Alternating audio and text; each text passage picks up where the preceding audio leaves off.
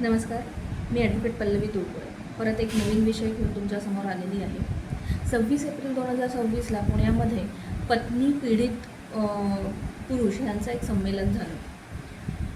त्यांच्यामध्ये त्यांनी मागण्या केल्या होत्या की पोडगी ही रद्द झालीच पाहिजे किंवा अजूनही काही मागण्या केल्या असतील. मी त्यांच्यातल्या एका जे कोणी ऑर्गनायझर्स आहेत त्यांच्याशीही मी बोलले.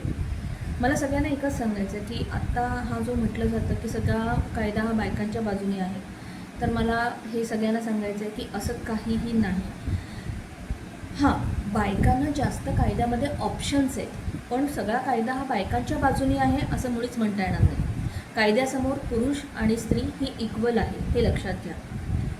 तुम्हाला जर पोडगी रद्द करून पाहिजे असेल तर तसंही कायद्यामध्ये प्रोव्हिजन दिलेली आहे.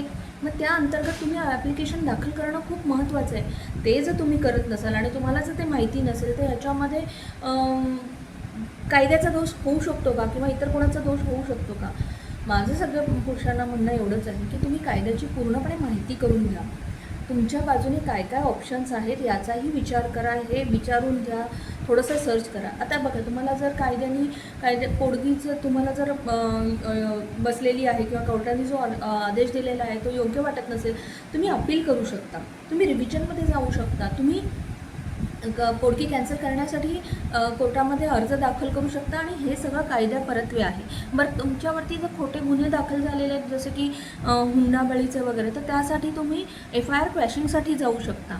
आणि मुख्य गोष्ट म्हणजे एक लक्षात घ्या की कोणीही तुम्हाला जरी सांगत असेल की बाबा तुम्हाला डोमेस्टिक व्हायलन्समध्ये अटक होईल वगैरे वगैरे, तर जरा थांबा.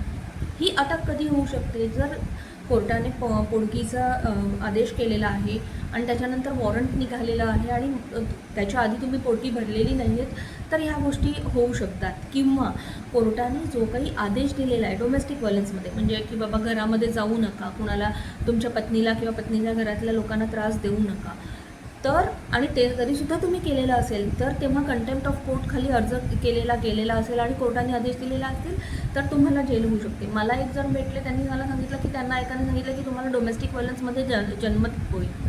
असं काहीही होत नाही. एक लक्षात घ्या की तुम्हाला तुमचे हक्क माहिती नाही आहेत, हा प्रॉब्लेम आहे. कायद्यामध्ये सगळ्या गोष्टींना उत्तर आहे, फक्त ते शोधावं लागतं. त्यामुळे माझ्या तमाम पुरुषांना अशी विनंती आहे की असा बिलकुल गैरसमज करून घेऊच नका की बायकांच्या बाजूने कायदे आहेत आणि पुरुषांच्या बाजूने कायदे नाही आहेत आणि पुरुषांना काही हक्क नाही आहेत. नाही, पुरुषांनाही त्या कायद्यामध्ये हक्क दिलेले आहेत, फक्त तुम्हाला शोधायला लागतील. आणि कायद्यासमोर स्त्री पुरुष हे इक्वलच आहेत. आणि मी असं बिलकुल म्हणत नाही की पुरुषच त्रास देतात आणि स्त्रियाच त्रास देत नाहीत. हां, प्रमाण कमी जास्त हे असू शकतं, पण कायद्यापुढे सगळे सेम आहेत. नमस्कार.